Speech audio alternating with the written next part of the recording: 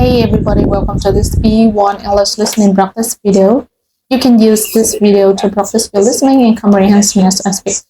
Before we start, remember to download the Listening Time podcast. And if you want my specialized training to help you improve your listening skills, then become a member at patreon.com/listening time. And if you become a Listening Time family member, then you receive my advanced podcast episodes, which will help you reach an advanced level of listening. Okay, today I'm going to talk about college dorms.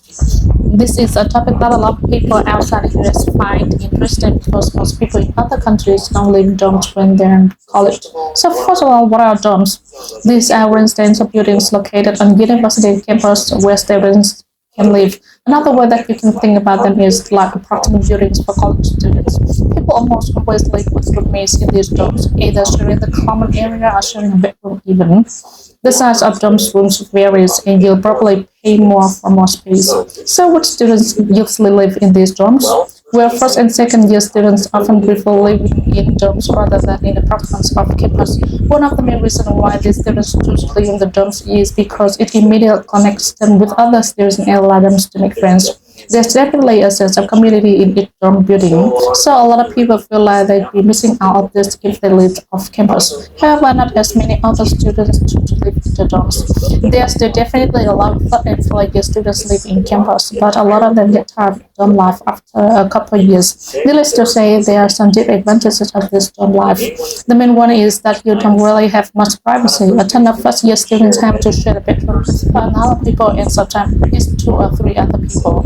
And so you can also imagine what it would be like if you didn't like these roommates. You can get into all kinds of arguments because you're sharing such a small space with them. One other thing that could be considered negative about living in the dorms is that a lot of these students only eat from the university dining hall. At universities, the dining hall is the place where you eat your meals and it's buffet style, all you can eat.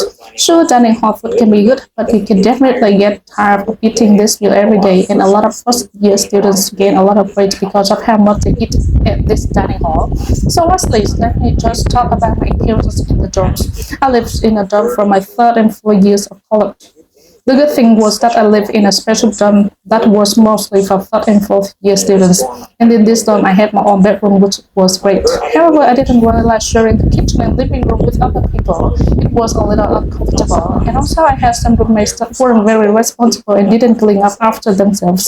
So overall, it wasn't a great experience for me. Alright, that's all for today. Remember to download the Listening Time podcast and become a member at patreon.com/listening time. If you want my specialized training, which will help you understand native speakers, and if you want to reach an advanced level of listening, then become a Listening Time family member, and you receive my advanced podcast. Also, subscribe to the channel, click on the bell, and follow us on Instagram. I'll see you next time.